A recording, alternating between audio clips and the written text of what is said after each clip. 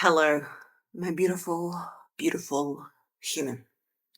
Welcome to Being Her podcast. Today you're here in my bedroom, and it is September if you're listening to this. And if you're watching this on YouTube or you somehow have scrolled through the internet and have found this later on, this one is going to be a good one. This is going to be useful. This is truly the thing that my whole ethos is based on. No matter what life throws at you, we will overcome. We are unbothered and we do not care what you throw at us, okay? Because we eat bad days for breakfast. As I saw someone say online, I love that. Listen, it's been a day, it's been a week. It's been my birthday on the 7th of September, and I felt this internal sense of it being a reset. A true reset in every sense of the word, okay? Forgive the background noise. My mum has come from London, she's visiting, and she's here with my children, okay? So, and she bought them a drum set. Why wouldn't she? What else would you buy, kids? A drum set, obviously. So, what else happened? It was almost like I cannot even begin to tell you how ridiculous this situation is and how wild it is, and how I realized how far I've come on the journey of being unbothered and the art of detachment serving me in so many ways other than relationships, but just in life in general. Basically, a few days ago, my house was broken into and robbed. Thank God I was not there because I realized in that moment that all I care about is, in reality, my children and the well being of human beings. Was it pleasant to know that someone was in my house when I left and took all my stuff within 45 minutes in the morning? No. Have I got security systems and guards and lights and police alerts now? That's what I've been working on all week. Yes, I have. Yes, I have. You better believe. Did I even perceive that that could happen? No, I did not. It was a completely discombobulating feeling, and I realized in that moment how detached I've become to material possessions, that all I felt was an overwhelming sense of gratitude that I was not in the house. Have I got any more material possessions left? No, I do not, my friend. I do not. Literally. I'm not going to go into details of what was taken because you're not here to experience my what I had and what I no longer have, but basically it's everything I ever got in my 30 plus years is gone ski. And it was bizarre. A lot of people have asked me, do I feel like a feeling of intrusion and all that stuff? And of course I do, but I had this overwhelming sense of gratitude and also an overwhelming sense of starting anew. A lot of these things I'd collected for years, and if you followed my channel for a long time, you know the kind of things it might be. But I no longer have them, so I no longer have anything to protect except for what matters, and that is my family and just being with my mum who's visiting me right now. And it was the most overwhelming feeling of newness and refreshment and this sense of obviously adrenaline because you're like, oh my God, someone was in my house and they took everything. But also, thank God that I got a warning and I wasn't in the house and nor my children. So now let it be known the house is completely gated. Like I hired every single possible solution to secure this house. And had I not have had this happen, I wouldn't have known. You know what I mean? So in saying that and not going into huge details about, what it is and how and what and who, this story is not about that. This story is about starting afresh and freshness. And I was planning to do this podcast anyway, outside the robbery, but it was going to be about September and honing in on this feeling. Apparently, and now I'm not a professional at this, but apparently there is new solar eclipses, whatever it is, in September, which is going to refresh everything for everybody. Now, if you don't believe in that, that's absolutely fine. But, I'm just saying it's not even just me, it's esoteric too. It's in the astrology, honey. So I want you to take this September and the last 3 months, September, October, November, December, 4 months, as your new start. Don't wait for New Year. Don't wait for your birthday. It was my birthday in September. It coincided, but don't wait for it. This is the time to start afresh and start anew. No matter what was the hard thing that happened, you can traverse it and overcome it, and you can be grateful as opposed to bitter for that thing, no matter what it is, okay? And I want you to know that I've made a process and a list of how you are going to do that, how I do it. And I want you to go with that feeling of being unbothered. Unbothered is back, by the way. Unbothered, the groundbreaking masterclass that I didn't even anticipate would do what it did is back for September, because I was like, "Do you know what? I was not going to bring it back until next year, but I thought, screw it. This is in the zeitgeist. This is what people need, and we're going to do this again.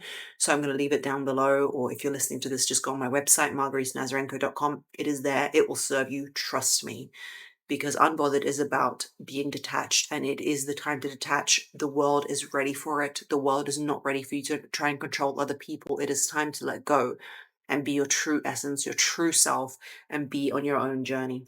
The whole point of starting a fresh system for yourself, and an almost a rebrand, and a honing in on the bad things that happened, is number one, you cannot fight the reality. You cannot say, let's take it from all realms of life, of what you might be watching this. I presume that you're a person maybe in a country where you have ability to listen to podcasts or an iPad, so our problems might be similar, okay? Because there are problems that we haven't even faced before, but they might be similar in terms of, like, someone cheated on you and left you, maybe you got divorced, maybe you got robbed, maybe you got hurt, maybe something a little bit worse than that happened, but let's just take it from there. Don't fight reality and never question, why did it happen to me? The only time you should say, why did it happen to me, is if it's going to empower you. If it made you better, if it made you stronger. And I understand that this might be a position of delusion, and people say that you can't say that things happen for a reason, because they truly don't. And sometimes incredible people get terrible things happen to them.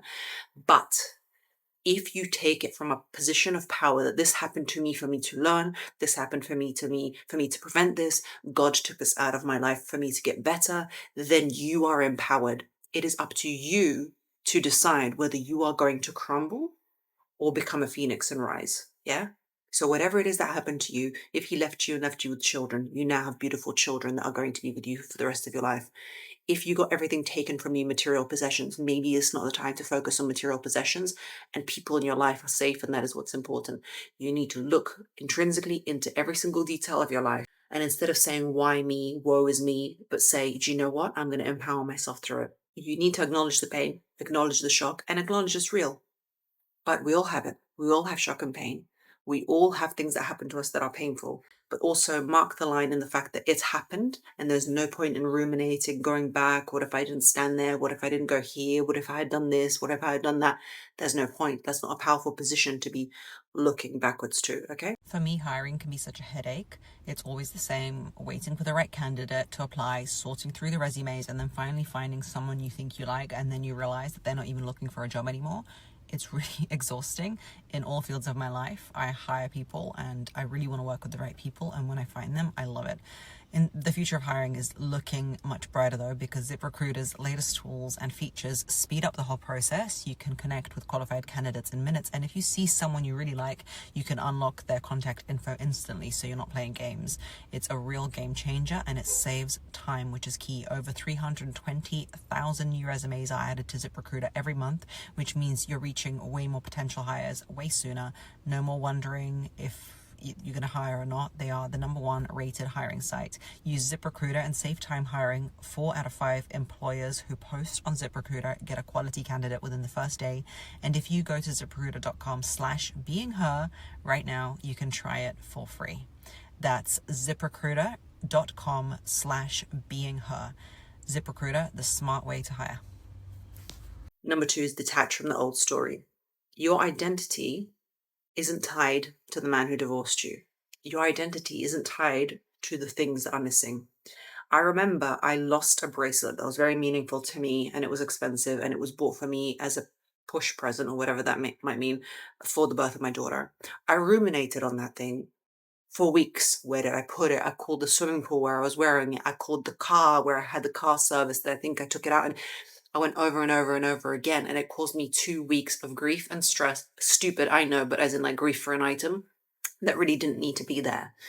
And this time, having done that self-work where I understand that life is transient, it's there for a moment and then it's gone. And we're so lucky to be on this ride and to look at sunshine and to be with our families and experience love and experience all these amazing things, that when loads of items of the same value left, like down to my grandmother's rings and everything, I just thought, oh, okay. Because my rumination did not bring that bracelet back. So what is the point of thinking about them? What is the point of sadness? And what is the point of any of it? You need to practice being unbothered in a situation, not because you're trying to be cool, not because you're trying to be amazing at just, like, not needing anything, cry if you want to. But if you truly get the essence of the fact that every moment we have this life is a gift, like when people stress about aging, I know it's scary, but also that just means the alternative didn't happen. And that is not aging. And that means not being on this earth, right? Getting obsessed about what happened to you in the past, or how you were treated in the past, or someone who cheated on you, or someone who hurt you, or someone who left you, leaves you playing the character who was hurt or somehow put down. And I say that in my podcasts and videos a lot. I say, when you meet a man, don't tell him your sob story about everyone who cheated on you. Stop playing that character. The more you retell it, the more it leaves you in a victim position and feeling bad about yourself intrinsically, okay? Create a symbolic reset. You got hurt. They didn't want you. You didn't get the job. You needed to create a symbolic reset. September is your new year. It is your new month. If you're watching this in July, give it a symbolic reason. Was your mum born in July? Is there a solstice? Is there something? You need to give it a symbolic meaning. We as humans have been symbolizing things and grounding ourselves onto things like that since day dawn, okay? You need to create a ritual around your new year. Declutter your space. Get a new journal. Mine should be launching soon. I hope it launches by the time this video is live, in which case you can get it. It's chef's kiss beautiful. It's deep red. It's burgundy. It's gorgeous. It's delicious. It's all those things. And you need to set a mantra. Mine is, I have a thing about disappointing people. I want to perform in the best capacity I can for my customers, for my clients, for my friends, for my family, for my mum. My mantra is, it's okay to disappoint people. Like, it's okay. And you need to get a mantra too. The act itself of we are starting again is not trivial, and it is not silly, and it is not something to be frowned at, and it's not something to be laughed at. It is real. It is very, very real. So people are like, oh yeah, new year, new me. No, actually, those are the people that create changes in their lives, okay? Number 4, rebuild small and rebuild strong. Don't overwhelm yourself with a massive overhaul, like throw out your whole wardrobe, leave your whole house and do all that stuff. Okay. Focus on 1 or 2 key habits and daily rituals like journaling, moving your body. Yoga is an amazing one. Nourishing your body with foods. Like, for example, since my mum has come here, I have eaten foods, which is fine, whatever. I don't really care about it, but I've like bread and processed breads and stuff. Normally I'm keto, which have made me feel not the best version of me. You need to layer on a habit every week that forms you into the new version of yourself, okay? Number 5 is shift into gratitude and a bigger vision of what you're going to be. Gratitude is the best tool I have ever used, and there is a gratitude section of the journal that I am launching or have launched. And it's not just about, oh, I'm so grateful that, I have this or that or whatever. It is literally about reframing your mind's eye into noticing the things that are beneficial and amazing for you in order for you to get more beneficial, amazing things coming towards you, okay? You then notice ways in which you can optimize your life. You then notice ways in which you can do better. You then notice ways in which you can achieve more, okay? Vision sets your eye forward instead of backwards. So instead of being like, I'm the person who got hurt, I'm the person who got this, I'm the person who got that, I'm the person whose dad didn't like them, you set your vision forward. Be delusional. Delusion is a gift, okay? Everybody loved you, your father was there for you, everything, because your brain doesn't know neurologically if it's true or not, okay? I am blessed. That is me. I am 100% the luckiest human being walking. I just feel that way. A practical exercise is write down 3 things you're grateful for and 1 thing you're excited to create each night. So if you're not willing to buy a journal or, have prompts, you can just get prompts from, just Google it, right? It doesn't have to be anything incredible. A lot of people like to journal in the morning. I don't like that. I like to live my day and be like 3 things that I'm grateful for and 1 thing that I'm going to focus on tomorrow. And number 6, literally choose to be unbothered. And being unbothered is a mix of letting go of control of life and what you think you can control because you can't, and at the same time being in awe and grateful for the experiences you get to have. Being unbothered doesn't mean cold, it means calm and rooted. What gets you rooted is the appreciation of incredible things, being in awe of them and what is important, and at the same time letting go of things you can't control. That double system is very powerful. You get to be graceful in the face of adversity. You get to be graceful in the face of of suffering. You get to be an example to your children, to your friends. You get to be somebody to be admired, and you are. Carry yourself with a peace and a knowledge that you have your own back if anything goes wrong. Yes, he might cheat on you. So what? You've still got yourself. Yes, they might not give you the job. So what? You've still got yourself. Okay. Where the power lives is responding to things and not reacting to things. You are not like this dead shell, right? But you also can take a pause. You also don't just react. You also don't just jump to conclusions. You plan how you're going to do things. You strategize. You decide what's best for you in the long run. Life can knock any of us down, but how you get up is what counts. How you process that is what counts. It might not have happened for a reason, but if you decide that it did, then it did. And if it makes you more powerful, then in turn, it happened for a reason. You understand what I'm saying? What defines us is not how perfect our lives look, how amazing they are, the things that we have, but it's how gracefully, how beautifully, and how effortlessly, seemingly, we can reset ourselves and we can restart again and we can burn bright like a phoenix. And I think you can rise higher before you did when things happened to you. So you're probably watching this because they did. And I believe in you that you can restart and be an even better version of yourself because it's in there. Your higher self knows it's in there. See you on the next one.